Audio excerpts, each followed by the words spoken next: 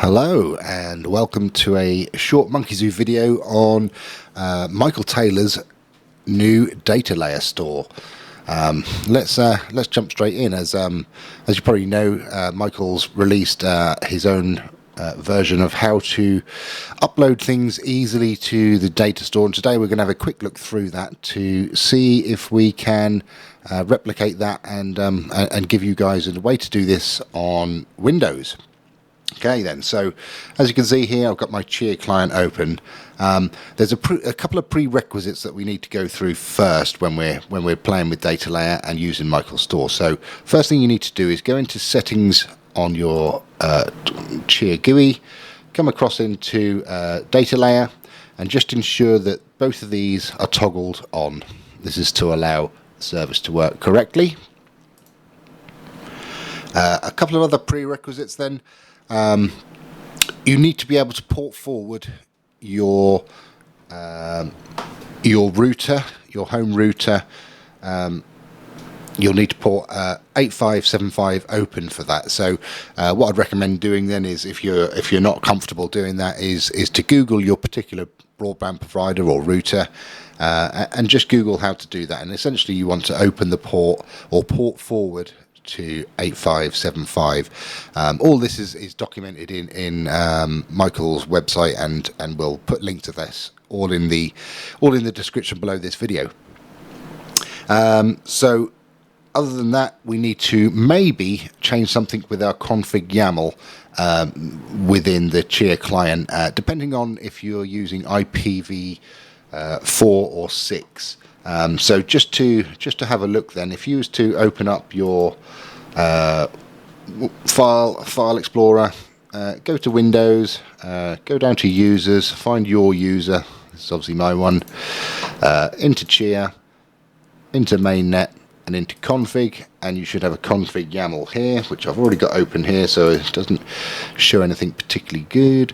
And if you have a look down here, you've got host IP. Yours may well say 0.0.0.0.0, and that's used for IPv4. And if you are on IPv6, you'll need to just change this to 2 quotation marks. So you can change that and set that up. But like I say, if you're using IPv4, you won't need to change anything. Let's just go back over here.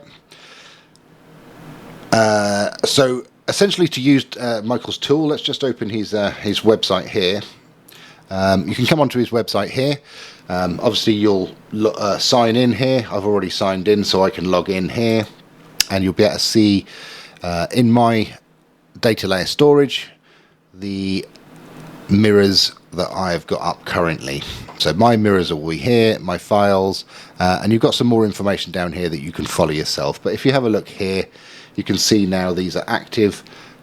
These are the Web2 URIs, and these are the store files. So essentially this is what we're going to create. We'll have a look at the Cheeky Monkey one here. So let's just open up where this file lives.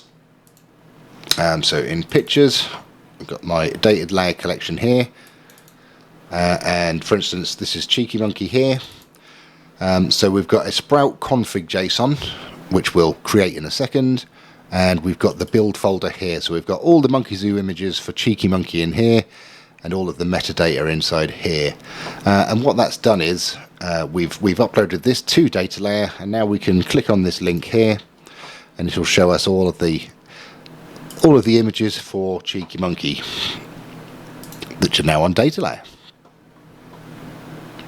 Okay then, let's have a look at how we actually install this software to make this work. So like I said, you can come in here and you can look at the prerequisites that Michael supplied, and it's essentially exactly what I'm telling you right here and right now.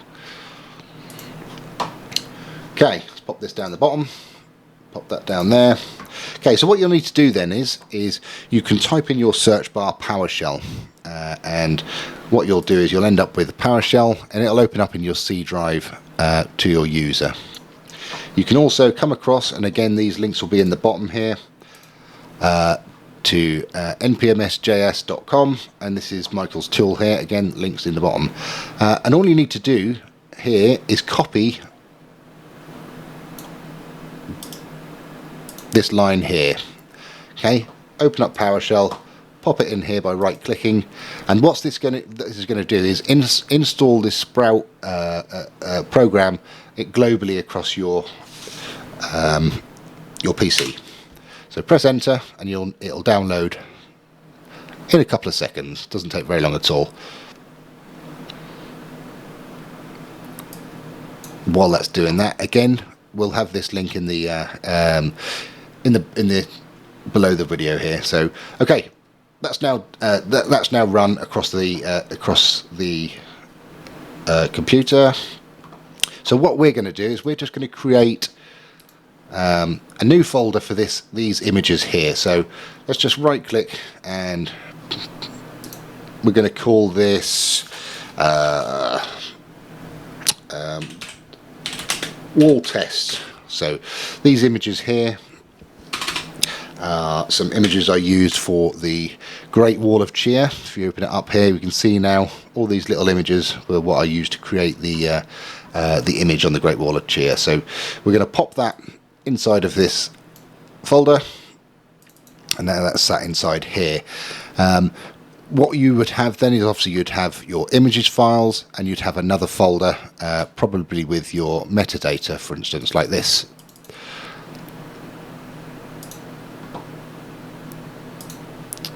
Okay, let's go back here.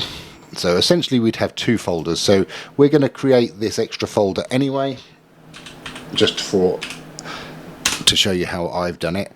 Pop that inside there. So what you do now is you pop your metadata folder inside here as well. So you'd have two folders inside this build folder.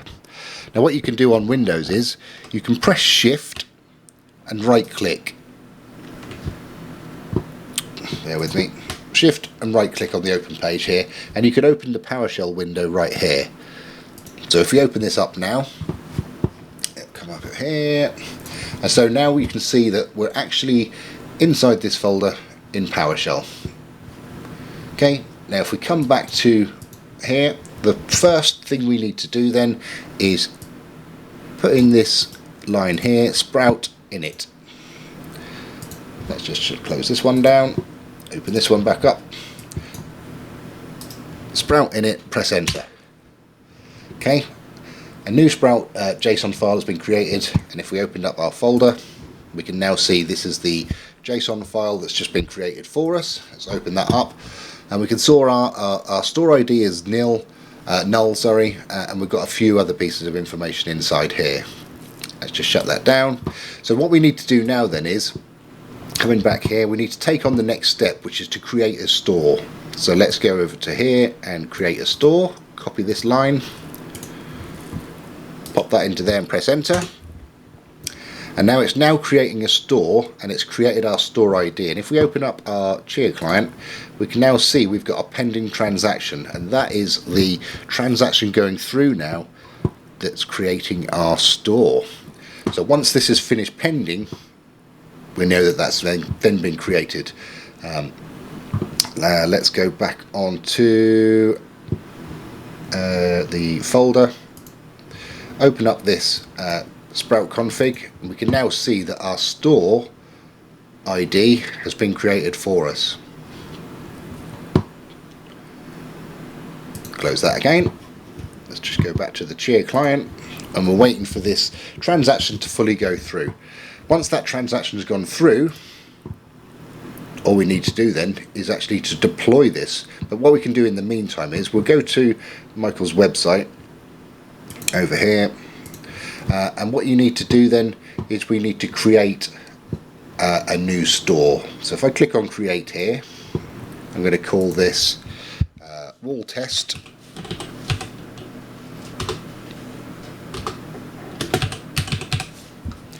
We're going to find our store ID, which was inside our Sprout JSON. Okay, so this is this new store ID that's being created here. So we copy that. Oh, bear with me. Try that again. All test, paste that into there, and we submit that. And what that's going to do then, it's going to now tell Michael's Datalayer Storage website and his hosting that this exists. So here we are, we've now got our store ID, and we can see that it's pending. If we go back then, obviously if we click on the data layer link, there's nothing in there because we haven't deployed it yet. So let's go back to the Cheer client, and we can now see that that transaction's confirmed. Okay, next thing we need to do then is we want to deploy over here. So we copy that. We go back into the PowerShell window again, right click and Sprout deploy, press enter, and what it's doing now then is it's broken all these images down and it's put it into chunk 1 of 1. Now if you've got lots of images, then there'll be more of these chunks split up into chunks of data. So for instance, I think Cheeky Monkey was around about 30 or 40 different chunks of data to upload. So again, if we go to the Cheer client, every single chunk of data is a transaction. Okay, so we can see we've now got a pending transaction again. And then the last thing we'll need to do once that transaction's gone through is to actually deploy the mirror coin itself, and this will allow Michael to see and everybody else to actually see your data and be able to mirror your data to then so you can start propagating it across everybody's devices. Okay, let's just check the Cheer client. Still going, still just pending here for a second. Let's go back into the Datalayer store. As we can see now, this is now active, but if we was to link on here, the link itself will take us nowhere because we haven't actually put this mirror coin through yet. Okay, so this can take some time. Like I say, if your data is split up into 100 different transactions, then it will be 100 transactions going through this and can take you a little bit of time to complete. There we go, we can now see that's confirmed. So let's open back up our PowerShell window, and remember we've copied and pasted the Sprout store mirror. Press enter.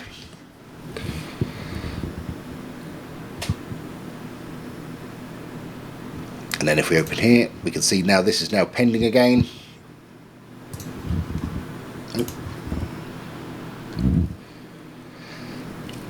But what we've done now is we've deployed the mirror coin, and after a short amount of time, this data layer link will now be available, and you'll be able to see your images through these links here.